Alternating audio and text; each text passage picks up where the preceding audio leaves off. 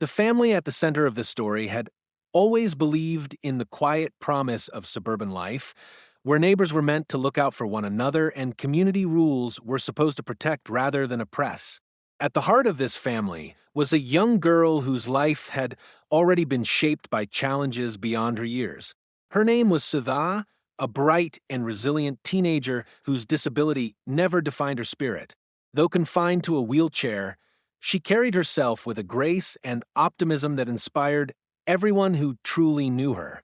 Her laughter could fill a room, and her determination to participate in everyday joys, from painting on the porch to chatting with neighbors on the sidewalk, made her the soul of the household. To her parents, she was not just a daughter, but also a symbol of strength, a reminder that adversity could be met with courage rather than despair. Her father, Daniel, was a man built on quiet strength and steady resilience. A hardworking professional, he dedicated long hours to provide stability for his family, never once complaining about the weight on his shoulders. Yet beyond his role as a provider, his greatest pride was being a protector. He lived with an ever-present awareness that Sudha's vulnerability demanded vigilance, that every space she entered needed to be safe and welcoming. He was deeply affectionate, and though he seldom raised his voice, his presence commanded respect. To him, family was sacred, and nothing in his world could be more important than the well-being of his daughter and wife. Beside him stood his wife, Emily, a woman defined by compassion and quiet resolve. Emily had a nurturing spirit that extended beyond her own household, often reaching out to others in kindness and empathy. Yet, the heart of her love was always Sudha. She had spent countless nights ensuring her daughter had what she needed, tirelessly advocating for her rights at school and in the neighborhood. Every detail of Sudha's life mattered to her, from making sure ramps were accessible to creating a home filled with warmth, creativity, and love. Though gentle by nature, Emily's love for her daughter gave her a fierce strength. Anyone who sought to harm Sudha or treat her unjustly would face the side of Emily that rarely emerged, a mother's unyielding fire. The community they lived in was controlled by a homeowners association that prided itself on uniformity and rigid rules. At first, the family believed that meant safety, an organized environment where disputes were handled fairly and neighbors respected one another's boundaries. But the glossy image of order and civility hid cracks beneath the surface. The board of the HOA often wielded its power without empathy, placing rules above humanity, and within that board was a figure who embodied the worst of it, Karen. Unlike the family, Karen saw rules as weapons. She viewed Sudha's wheelchair not as a symbol of resilience, but as an inconvenience. Instead of compassion, she projected disdain, using her influence to target the very family whose life already carried more challenges than most could imagine. These early frictions hinted at deeper conflict yet to come. While Daniel and Emily tried to maintain peace, bending over backwards to comply with the association's endless demands, it became clear that Karen's fixation on control was not about fairness, but about domination. To her, the family was not simply neighbors, but obstacles to be crushed. And for Sudha, whose only dream was to live as freely as any child her age, the weight of Karen's hostility would soon become a threat greater than anyone could have imagined. This family, bound by love and resilience, carried within them the kind of strength that only hardship can forge. But against the growing darkness of entitlement and cruelty within their neighborhood, their bond would be tested in ways they never expected. The stage was set for a confrontation that would leave scars far deeper than any dispute over property lines or community rules. For Daniel, Emily, and Sudha, the greatest battle of their lives was waiting just beyond the facade of suburban tranquility. The sound of a gunshot shattered the calm of an ordinary afternoon, echoing down the quiet suburban street like a thunderclap. Neighbors froze in disbelief, their gazes snapping toward the source of the chaos. A scream tore through the silence, sharp and raw, the kind that pierced straight into the soul, and left no doubt that something irreversible had happened. In the middle of the driveway lay Sudha's wheelchair, tipped at a jarring angle, its front wheels twisted against the concrete. Her small frame was slumped forward, motionless, the air around her charged with panic and horror. Daniel's voice broke as he rushed forward, a desperate cry of her name filling the air, while Emily's trembling hands reached out, powerless against the sight of her child crumpled and bleeding. The world seemed to collapse into fragments of disbelief. The sirens that hadn't yet arrived, the gasps of neighbors stumbling out of their homes, the sharp smell of gunpowder still hanging in the air. And standing only a few feet away was Karen, her face twisted not with regret, but with fury. The pistol in her hand still smoked faintly, her body rigid as though she believed her actions justified, her eyes cold with the chilling certainty of someone who had crossed a line without hesitation. To her, this wasn't an act of madness, it was a statement of power, a punishment for what she saw as a violation of her sacred driveway. In that moment, the fragile illusion of suburban safety shattered. The perfect lawns, the neat fences, the carefully maintained facade of the community, all of it was meaningless against the brutality that had unfolded in broad daylight. What began as a petty grievance, a clash over rules and territory, had escalated into something monstrous, something that no parent, no neighbor could ever have imagined. The street, once a place of casual greetings and evening strolls, had become a stage for an unforgivable act. As Sada's life hung in the balance and the weight of Karen's violence settled over the neighborhood, one truth became painfully clear. This was no longer just about an HOA dispute. It was about survival, justice, and the devastating cost of unchecked cruelty.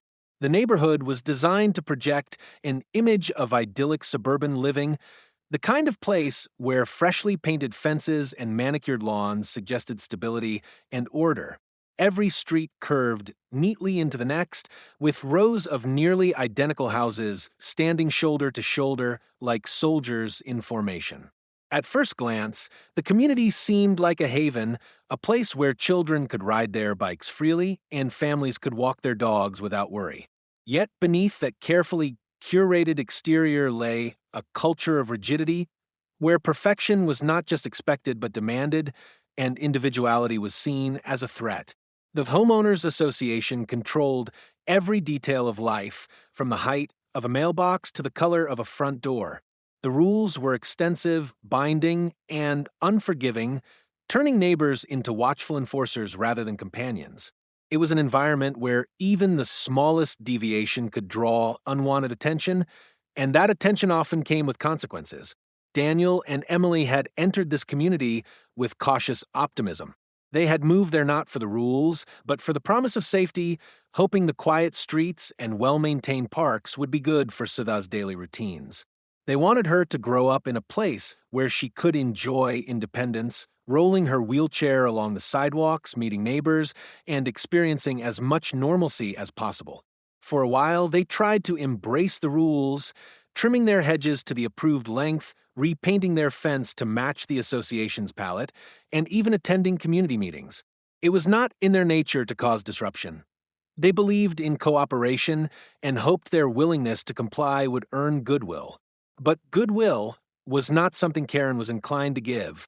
She had been part of the HOA board for years, positioning herself as its most vocal and uncompromising figure.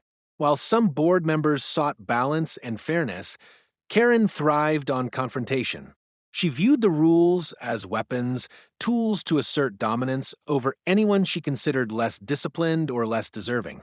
With her sharp voice and piercing stare, she carried herself as though she owned not just her property, but every inch of the neighborhood.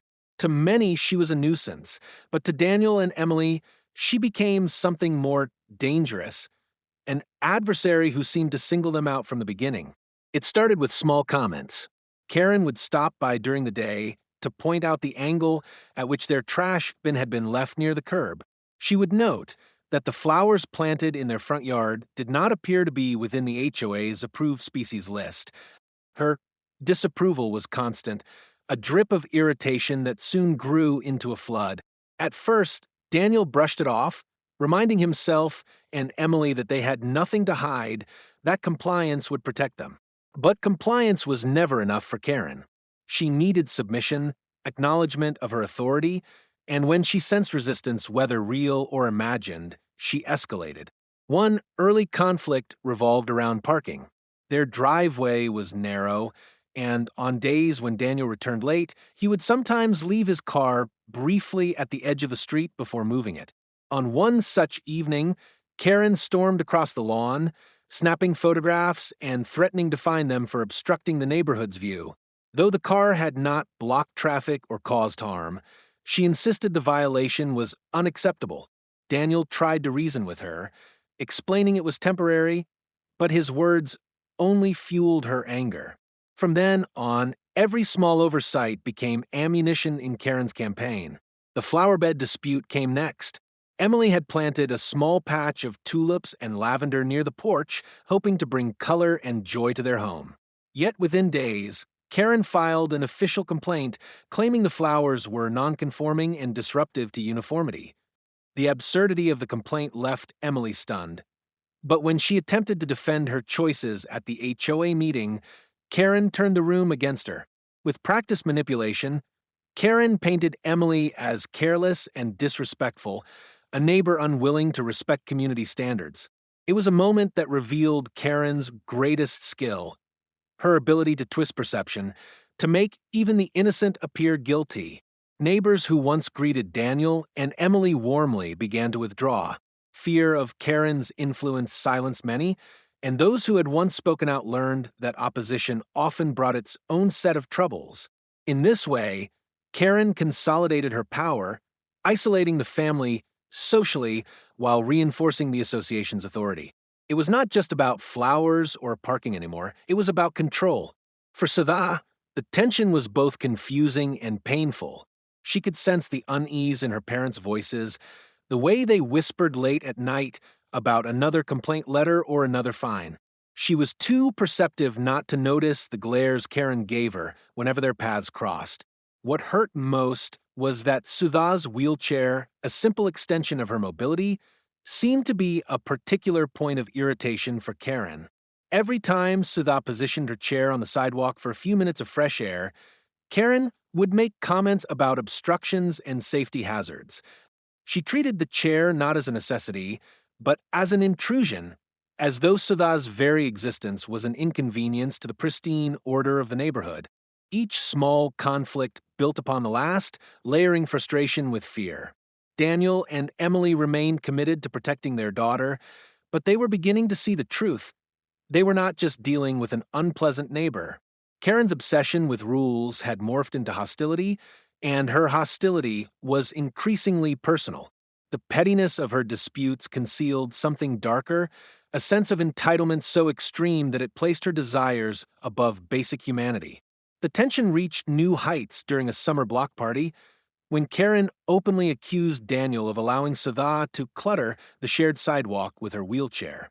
The accusation was public, humiliating, and cruel. Neighbors shifted uncomfortably but said nothing, unwilling to challenge Karen directly. Daniel's hands shook with anger, but he forced himself to stay calm, knowing any retaliation would only give Karen more power. That night, Emily wept in silence, shaken by the realization that their daughter's dignity had been attacked in front of the very community they had trusted. From that point forward, every interaction carried the weight of hostility. Karen's eyes lingered longer, her tone grew sharper, and her complaints more venomous. The family began to feel like prisoners in their own home, never knowing when the next confrontation might erupt. Even the sound of footsteps outside could trigger unease as they braced for another knock on the door, another letter, another threat. The neighborhood itself reflected the growing fracture.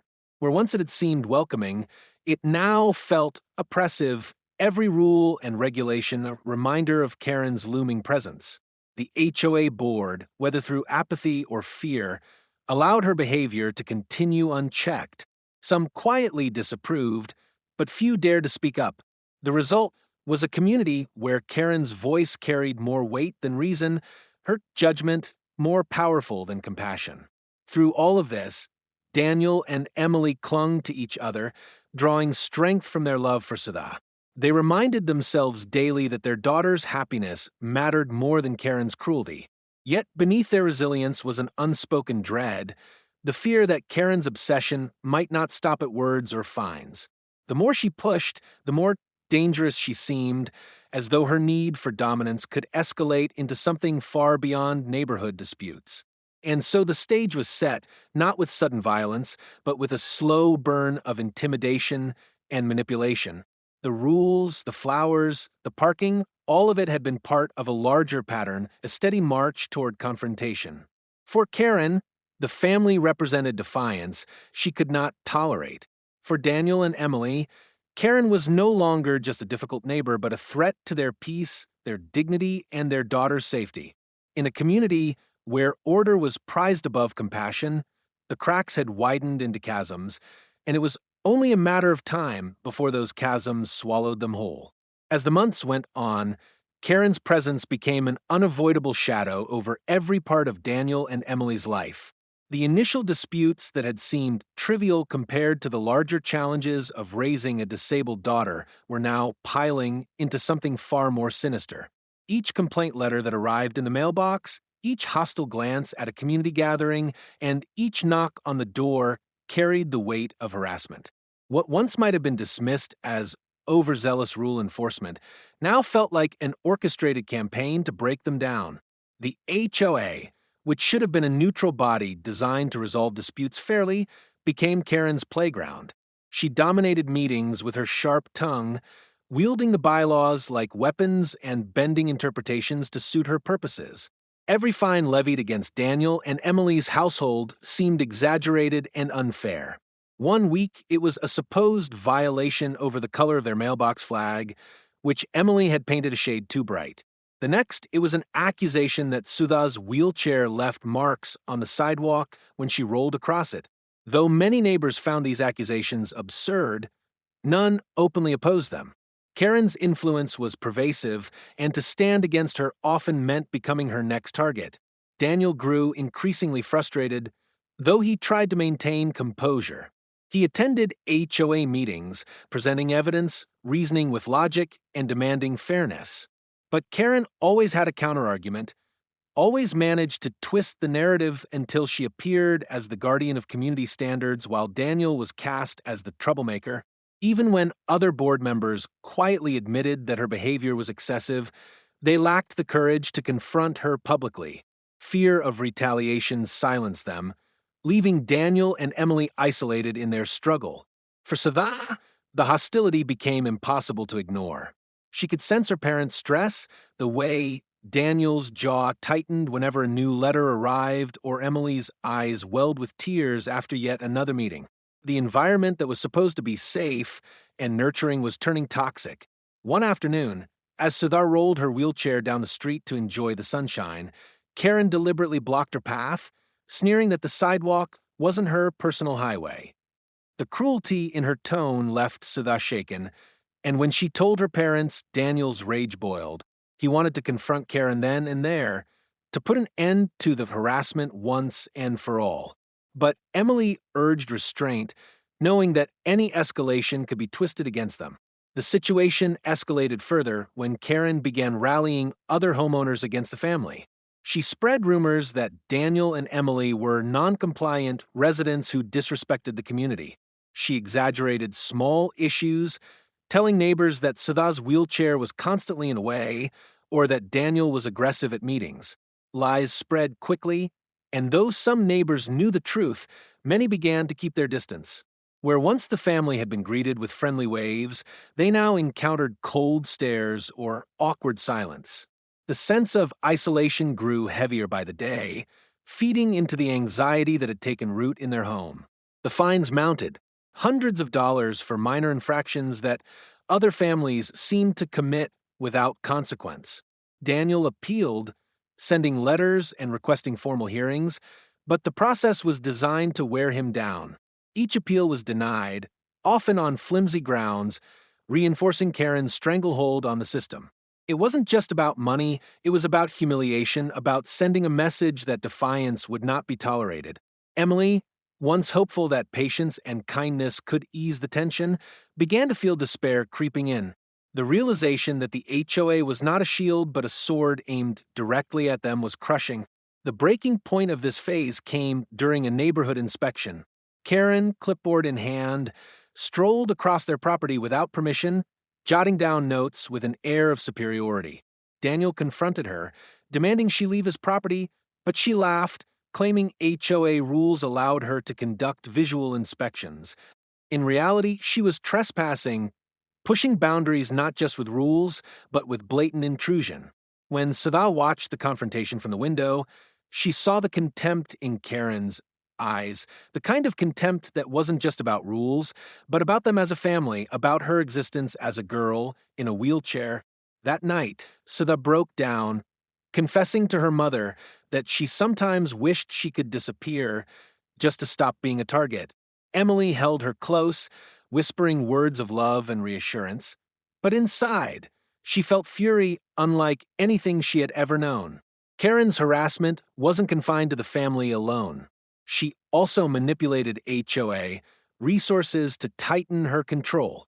When the family attempted to host a small gathering for Sada's birthday, Karen declared it a violation of noise ordinances and threatened to fine them for excessive guests, even though the celebration was modest and within allowed limits. On another occasion, when Daniel tried to build a small ramp extension to make it easier for Sada to access the porch, Karen issued a stop work order, claiming the design had not been pre-approved. Even basic accessibility, something that should have been supported without question, became a battlefield. The psychological toll was immense. Daniel's temper grew short, his patience fraying under the constant strain. Emily's once bright demeanor dimmed, her laughter replaced with weary sighs, and Sada, the light of their lives, began retreating into herself, afraid that simply being visible in her chair might trigger another conflict. Their home, once a place of safety, felt like a cage surrounded by enemies. The irony was cruel. The neighborhood they had chosen for its promise of peace was now the source of their deepest suffering. Behind closed doors, Daniel and Emily debated their options. Moving away seemed tempting, but the financial strain of fines and the logistics of uprooting their lives made it nearly impossible. Besides, Daniel's pride bristled at the idea of letting Karen win. Why should they be forced out of a home they had worked so hard for, simply because of one woman's cruelty? Yet staying meant enduring a battle that was wearing them down day by day. What became clear was that Karen's obsession was intensifying. No longer satisfied with petty fines or public shaming, she seemed driven by a need to assert absolute control to break them completely. Her hostility towards Sada, in particular, was alarming.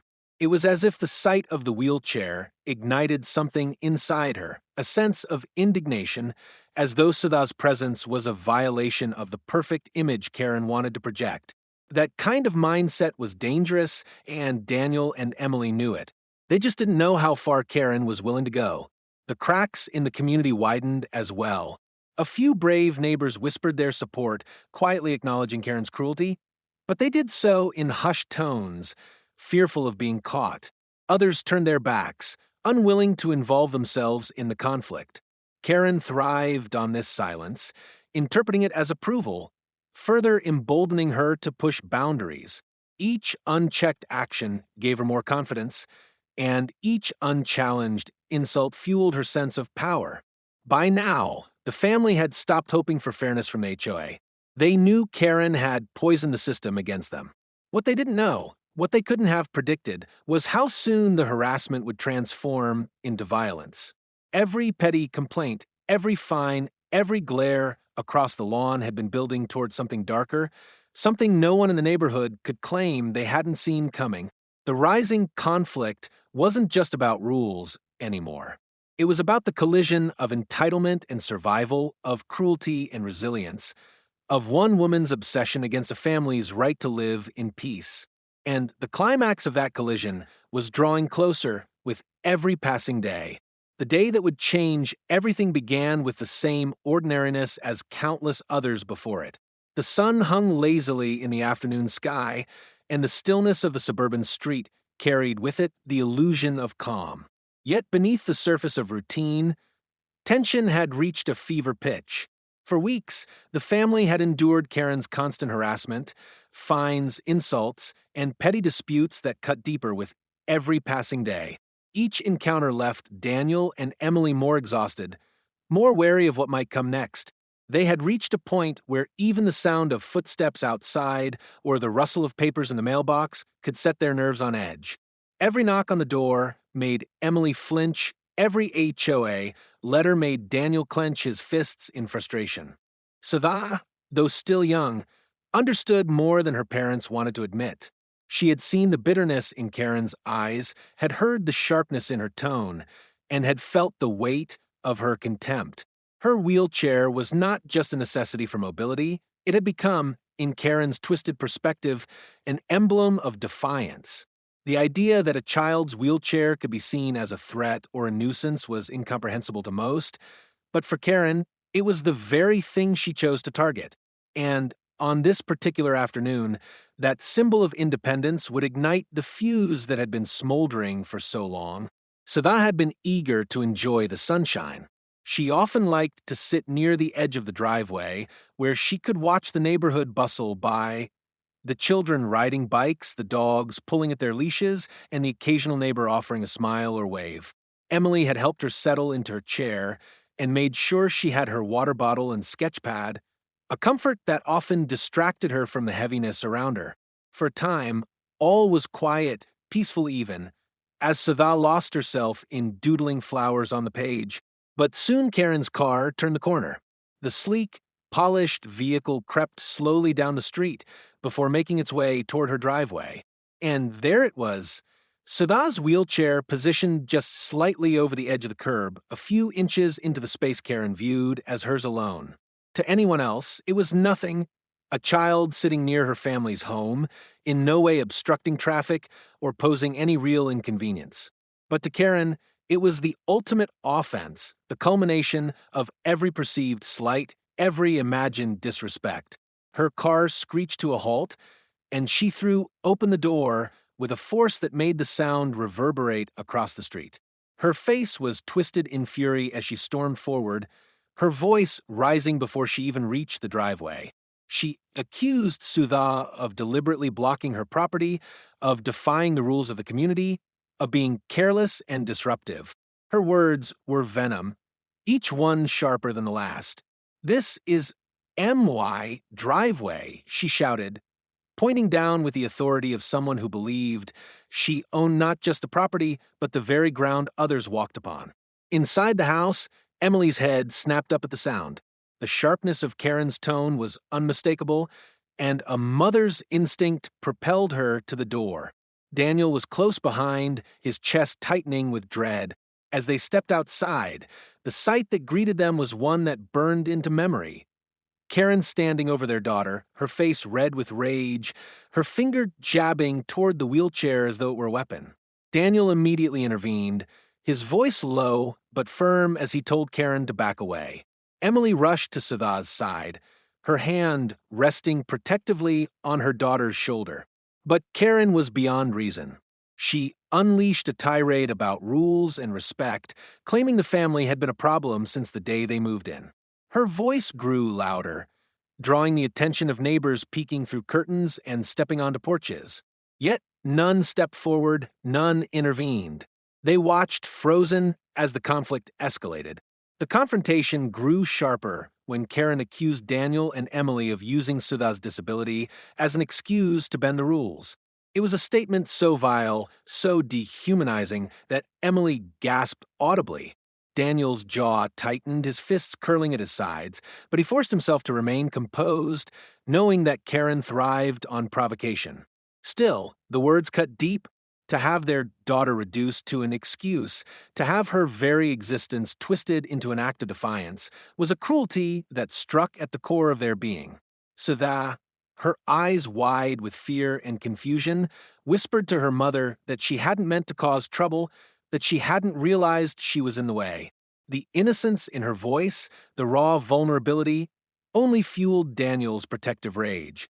He told Karen firmly that enough was enough, that she had no right to berate his daughter. But Karen, rather than backing down, stepped closer, her eyes blazing with the kind of entitlement that saw no boundaries. It was in that moment that the family understood something chilling. This was not just about a driveway. It had never been just about flowers, parking, or HOA bylaws. It was about Karen's obsession with control, her need to dominate, her refusal to tolerate anyone she perceived as lesser. And now that obsession had crystallized into a direct attack on the most vulnerable among them. The shouting match that ensued was unlike any that had come before. Karen hurled insults not just at Sudha, but at Daniel and Emily as parents, accusing them of raising a child who disrupted order. Daniel's voice rose in defense, his restraint cracking under the weight of her cruelty. Emily pleaded for calm, torn between shielding her daughter and keeping her husband from exploding. The atmosphere was electric, every word exchanged like sparks threatening to ignite a wildfire. And then Karen uttered words that chilled everyone who heard them. "If she keeps blocking me, I'll make sure she never does it again." The threat hung in the air like smoke, heavy and suffocating. For the first time, neighbors who had been silent shifted, uneasily, some muttering under their breath, others pulling children back into their homes. But still, no one intervened. Daniel, his voice shaking with fury, warned Karen to leave immediately. He told her that her harassment had gone too far, that her threats were criminal, that she had crossed every imaginable line. Karen, however, only sneered as though his outrage was fuel for a fire. With a final glare, she stormed back toward her car, slamming the door and speeding away, leaving behind a family shaken to their core. When silence returned to the street, it was suffocating. Emily held Sadat tightly, whispering assurances, while Daniel stood frozen, his mind racing. The weight of what had just happened pressed down on them like a storm cloud. Karen's words were not idle. They carried with them the menace of someone who believed she was untouchable, someone who had grown accustomed to wielding power without consequence. That evening, the family sat together in a silence broken only by Sudha's quiet sobs. They knew this was no longer just harassment. It was a direct threat to their safety. Karen had revealed the depth of her obsession, and there was no telling how far she might go. The driveway incident was not the end of their conflict. It was the breaking point, the moment that marked the beginning of something far more dangerous. In the days that followed, Daniel and Emily considered reporting Karen's threat to the authorities. Yet, even as they weighed their options, fear lingered. Karen had allies in the HOA, and they worried that their words would be twisted, their concerns dismissed. But deep down, they both knew the truth. The storm they had feared was no longer on the horizon. It was here, and it was only a matter of time before it unleashed its full force. The tension that had been simmering beneath the surface finally erupted only days after the driveway confrontation. What had once been an undercurrent of hostility now surged into open danger, as though Karen had crossed an invisible threshold within herself. For Daniel and Emily, the days that followed were filled with unease. Every sound outside, the rev of a car engine, the slam of a door, felt threatening. Every glimpse of Karen's figure across the street sent a chill through their bodies. Sudha, usually so eager to enjoy the outdoors, began asking if she could stay inside. The memory of Karen's rage and her chilling threat weighed heavily on her young mind, leaving her anxious and withdrawn. It was the kind of fear no child should ever have to carry. Karen, however, seemed emboldened by the confrontation. She strutted around the neighborhood with renewed arrogance, her head held high as though she had claimed some kind of victory. She began speaking louder at HOA meetings, invoking the family's name in every discussion, framing them as perpetual violators and troublemakers. Her narrative was designed to strip them of dignity, to reduce their struggles to inconveniences, and to paint their daughter's disability as nothing more than a disruption to order. Though her words were venomous, her actions in the days that followed suggested something even more dangerous. She was preparing to escalate. The afternoon of the attack was deceptively calm. The sun cast long shadows across the lawns, and the hum of cicadas filled the air. Sudha had convinced herself it was safe enough to spend a little time outside. She wanted to feel the warmth on her skin, to sketch the flowers she could see from the edge of the driveway. Emily hesitated at first, but eventually relented, deciding she couldn't let fear completely imprison her daughter. She helped Sudha settle into her chair, placing her sketchpad in her lap, and kissed her forehead before stepping back inside to prepare dinner. Daniel, home from work, was upstairs changing clothes, the sound of his footsteps faint above. Karen's car appeared, almost as though it had been waiting for this moment. The vehicle slowed, then stopped abruptly in front of the house. The door swung open, and Karen emerged with an expression that was equal parts fury and determination. Her eyes locked on Sudha's wheelchair, positioned near the same curb where their confrontation had taken place days earlier. To Karen, this was not coincidence. It was defiance. She stormed forward, her words already sharp and accusatory. She screamed about disrespect, about rules, about how many times she had warned them. Her voice grew louder, carrying across the street, drawing the attention of neighbors who again peeked from their windows. Sudha froze, her small hands clutching the sketchpad tightly, her voice trembling as she whispered for her mother. Inside, Emily's head snapped up at the sound of shouting. She rushed to the window, her heart seizing at the sight of Karen advancing toward her daughter with explosive rage. Daniel came barreling down the stairs as Emily threw open the door, her scream piercing the air. But the scene outside was already spiraling beyond anything they could control. Karen's hand moved toward her purse, and in one swift motion, she pulled out a gun. The glint of the weapon under the sunlight was unmistakable, and for a fraction of a second, the world seemed to freeze. Emily's scream turned into a cry of disbelief. Daniel's voice cracked as he shouted for Karen to stop, and Sudha's eyes widened in terror, her body instinctively shrinking into the chair. The gunshot exploded, deafening and final. The sound ricocheted through the neighborhood, echoing off the houses, sending birds scattering into the sky. Sudha's sketchpad slipped from her trembling hands as her body jerked violently. The wheelchair rattled backward from the impact before tilting slightly to the side. A crimson stain began to spread across her clothes, stark and horrifying against her pale skin. Time fractured in that instant. Emily's scream became a wail of anguish as she sprinted toward her daughter, collapsing beside her and pressing her hands desperately against the wound. Daniel's roar of fury and despair shook the air as he charged toward Karen, who stood rigid, the smoking gun still in her grasp. Neighbors spilled out of their homes, some gasping, some crying out in horror, but none close enough to undo the devastation that had already been inflicted. Karen's expression was chillingly devoid of remorse. Instead of fear or regret, her face bore a twisted sense of justification, as though she had delivered a punishment she believed was deserved. "I warned you," she spat coldly, her voice sharp and unyielding. "I told you she would never block me again."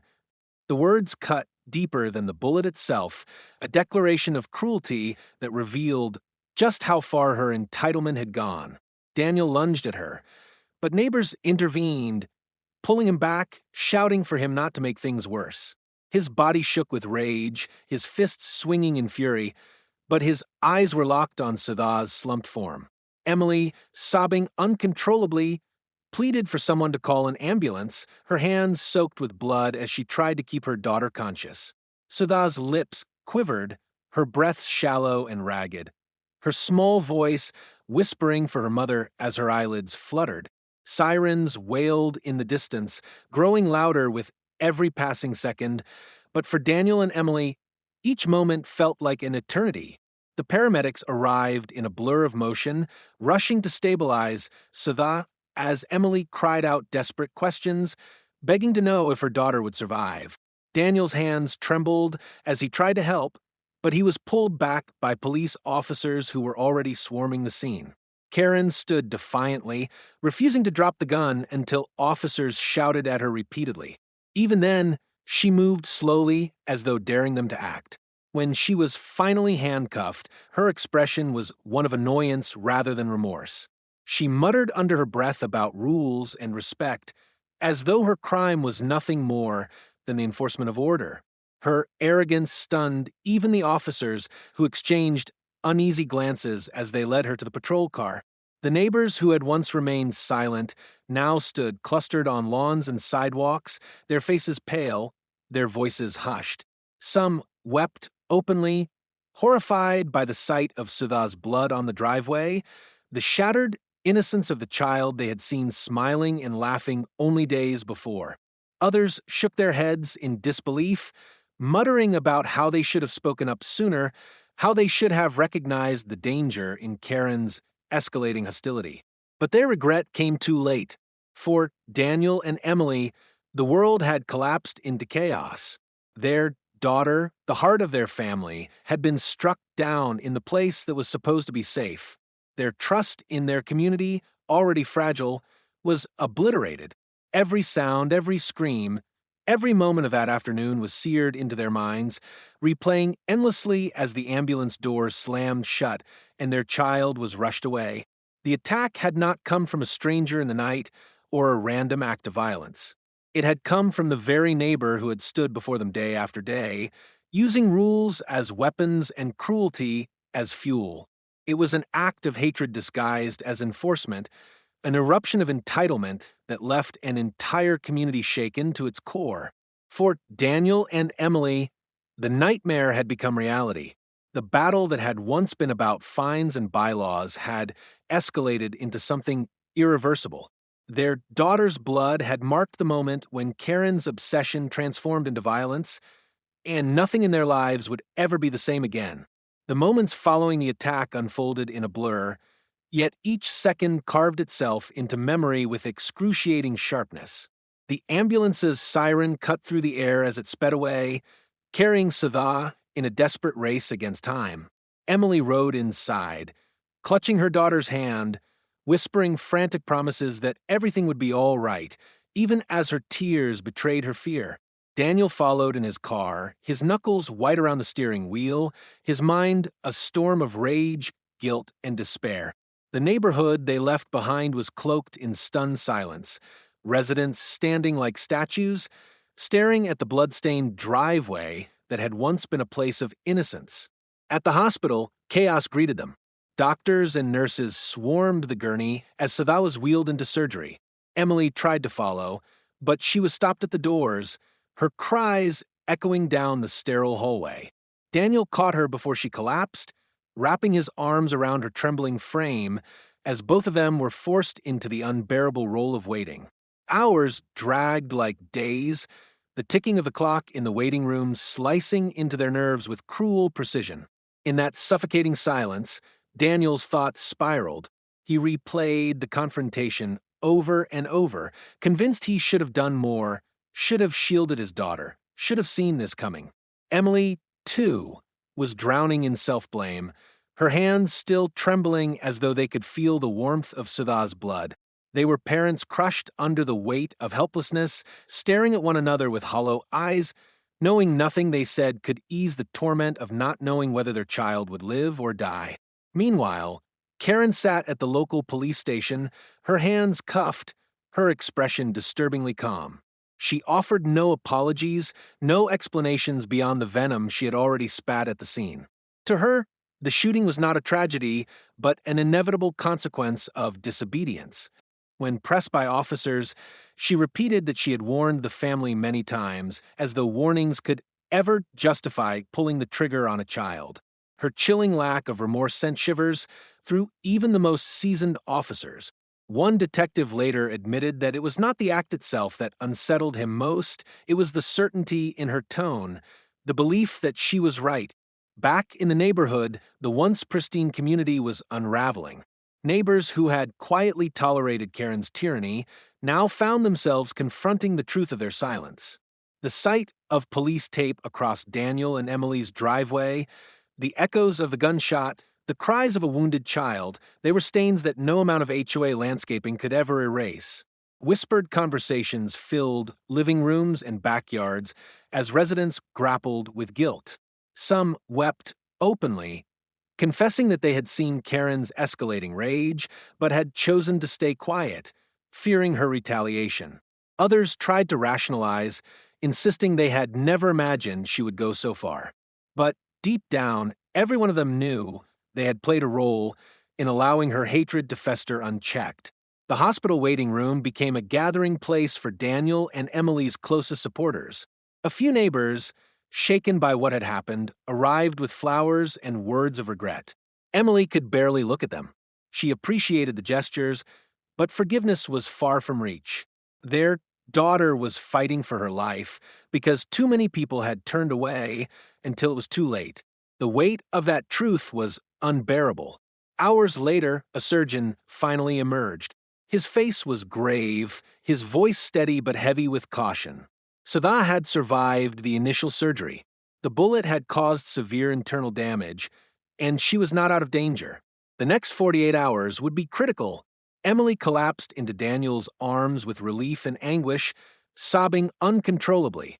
Their little girl was alive, but her future hung by a fragile thread.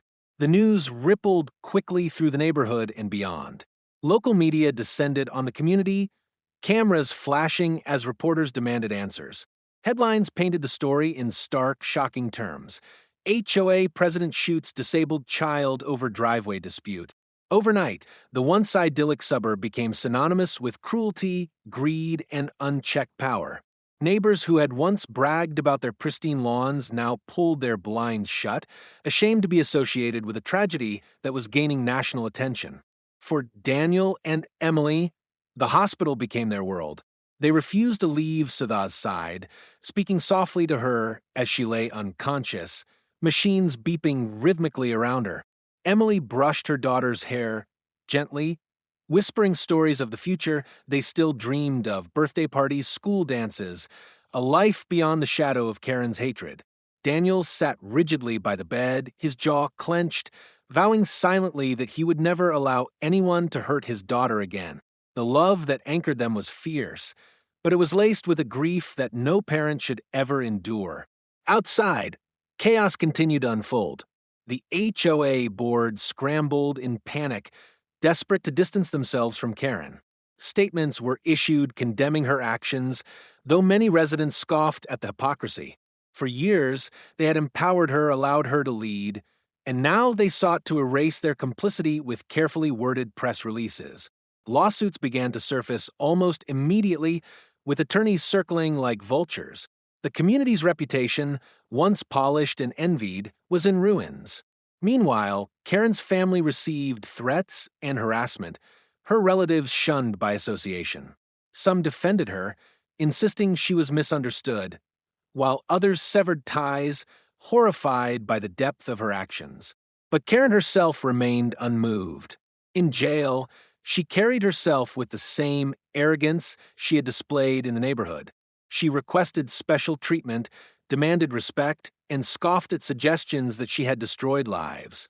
For her, the HOA rules had always been gospel, and she still clung to the belief that she was the victim of a system that failed to recognize her authority. For Daniel and Emily, the days blurred into nights as they sat by Sada's side. The community that had once been their dream home had been transformed into a nightmare, its manicured lawns and strict bylaws masking the ugliness that had finally erupted into violence. Yet, even in the depths of chaos, their love for their daughter anchored them. Each time Sada's hand twitched or her breathing steadied, it was a reminder that hope, though fragile, was still alive. The attack had shattered the illusion of order the HOA had worked so hard to maintain. It exposed the dark underbelly of unchecked power, the dangers of silence, and the devastating consequences of placing rules above humanity. For neighbors, it was a wake-up call that came too late. For Daniel and Emily, it was the beginning of a fight, not just for their daughter's life, but for justice, for accountability, and for the right to live without fear in their own home. The chaos was far from over. Court dates loomed, media coverage intensified, and the neighborhood's wounds were only beginning to surface. But in that hospital room, where a child fought for her life, the true battle was clear. It was not just a fight against the damage Karen had inflicted, but a fight for a future where Sada's laughter could once again fill the air, unshadowed by fear, unbroken by cruelty. The courtroom became the stage where the tragedy of one family collided with the arrogance of one woman, and the entire community sat in the audience of justice. Months had passed since the nightmarish attack, and though Sada had survived, her life was forever changed. She carried scars both seen and unseen. The bullet had left her weaker, slower, and in constant need of therapy, yet her will remained unbroken. Daniel and Emily sat by her side through every doctor's appointment, every painful session, and every sleepless night. Their daughter's resilience gave them strength, but their anger burned hotter with each passing day. The trial was not just about Karen's punishment. It was about reclaiming their dignity, exposing the rot within their community, and ensuring no other families suffered as they had. From the first day, the courthouse overflowed. News crews lined the steps, reporters jostling for sound bites, their cameras capturing every flicker of emotion. Protesters gathered with signs demanding justice, while others, shocking in their insensitivity, still defended Karen, claiming she had been provoked. Inside, the atmosphere was tense, the air heavy with anticipation. The prosecution's table was stacked with evidence, medical reports, eyewitness testimonies, photographs of Sudha's bloodied wheelchair. At the defense table, Karen sat upright, her face stiff with defiance, dressed in an immaculate blazer as though she were attending an HOA meeting rather than being tried for attempted murder. The prosecutor began with a searing opening statement. He painted a picture of a child who represented innocence and strength, and of a neighbor whose obsession with control had escalated to monstrous cruelty. He described Karen's history of intimidation, her fixation on rules, her repeated harassment of the family, and the moment her rage finally erupted into violence. His words landed like thunderclaps, each syllable echoing through the silent courtroom. Every parent listening could feel the weight of his argument. Karen's defense attorney attempted to counter with claims of self-defense and emotional instability. They argued that she had felt threatened, that she had been pushed to her limits by what she perceived as constant disobedience. But these arguments only drew gasps and whispers from the audience. The idea that a child in a wheelchair could pose a threat to a grown woman was almost laughable, if not for the bloodstained truth that lay at the heart of the case. When Daniel took the stand, his testimony was raw and gut-wrenching. He spoke of his daughter's life, her resilience, and the simple joys that had been stolen from her by Karen's cruelty. His voice cracked as he described the moment he saw her body collapse, the helplessness of watching paramedics work to save her life, and the agony of waiting through endless hours of surgery. Emily followed, her words shaking but fierce. She confronted Karen directly across the courtroom, declaring that no rule, no driveway, no HOA bylaw could ever justify what had been done to her child. Her testimony left the courtroom in tears, even some jurors visibly shaken. Then came Sudha herself. Though still weak, she insisted on testifying. Rolling into the courtroom in her wheelchair, she carried herself with quiet strength. Her voice was soft but steady as she described how she had only been trying to move when Karen shouted, how she had felt the cold shock of pain as the bullet tore through her, and how she thought she would never see her parents again. The room was silent as she spoke, her words piercing through every defense, every attempt at justification. Even hardened reporters lowered their cameras, visibly moved by the bravery of a child reliving her trauma in front of strangers. Karen's turn on the stand was a chilling contrast. She remained composed, almost smug, recounting her version of events with an air of superiority.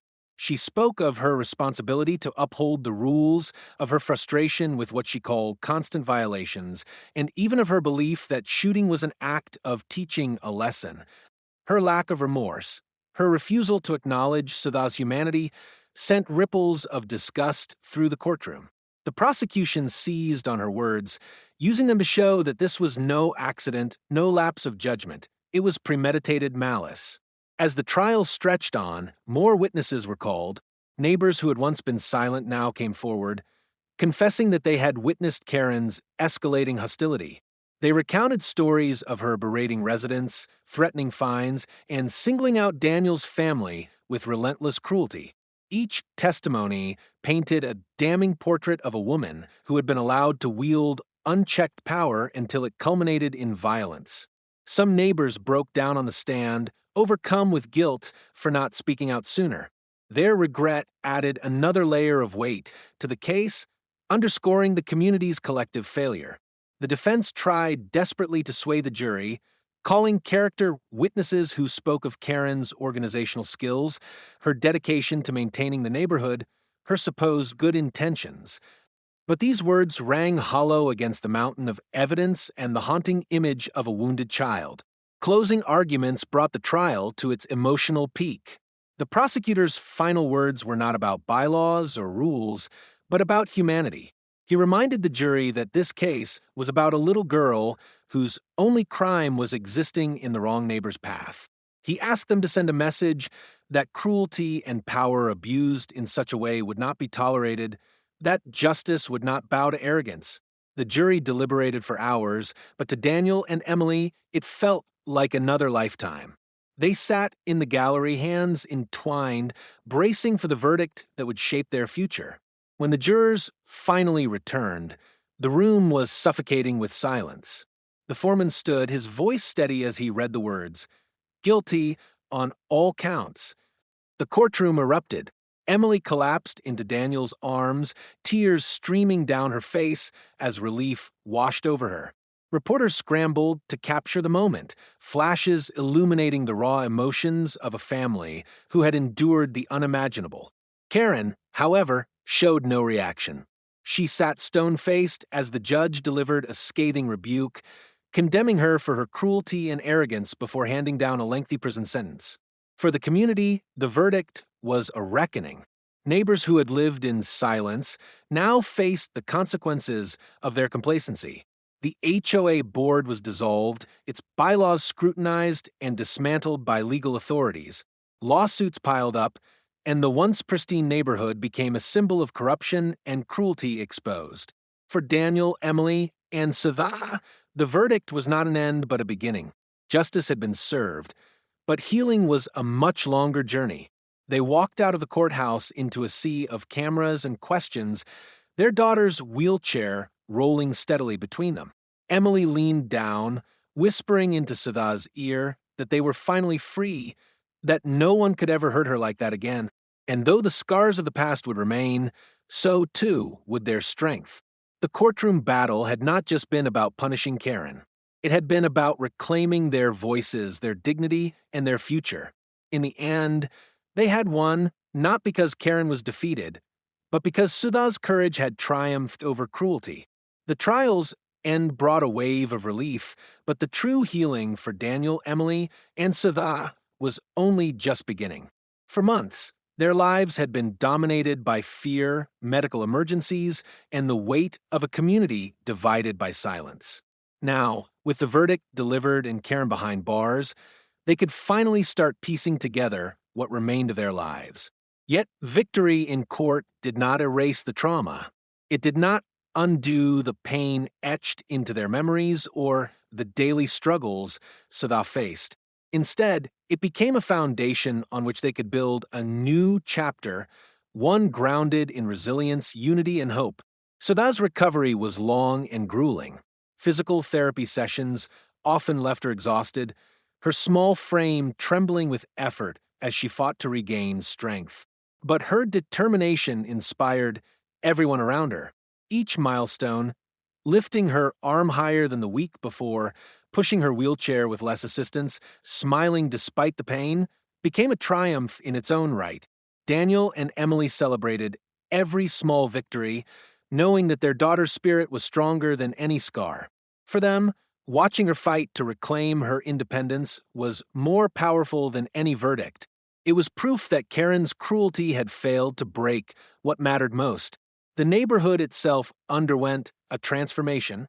Once ruled by the fear of an overbearing HOA and the intimidation of a single woman, it now became a place of reflection and accountability. Neighbors who had once turned away from confrontation began reaching out. They brought meals, offered help with errands, and openly apologized for their silence. For the first time, Daniel and Emily saw genuine kindness in the faces around them. It was as though the trial had forced the entire community to look in the mirror and acknowledge how complacency had enabled cruelty. In time, Daniel and Emily chose to move from the house that had been the center of their pain. The driveway, once stained with blood, held memories too heavy to bear. They relocated to a quieter town, far from the shadow of HOA politics and the echoes of Karen's voice. Their new home was modest, surrounded by trees and wide open spaces where Sadha could wheel herself freely without fear of angry shouts or watchful eyes. For the family, it wasn't just a change of scenery. It was a reclaiming of peace. But leaving did not mean forgetting. Daniel and Emily knew that their story carried lessons far beyond their own lives. They began speaking out at community meetings and advocacy events, warning others about the dangers of unchecked authority and the importance of standing up against injustice before it escalates. Their story spread far beyond their neighborhood, carried by news outlets, social media, and word of mouth. Families from across the country reached out, sharing their own experiences with HOA's bullying or abuse of power. What had once been their private nightmare became a beacon of awareness and change. Sudha herself grew into a symbol of resilience. Despite her young age, she understood the weight of what she had endured.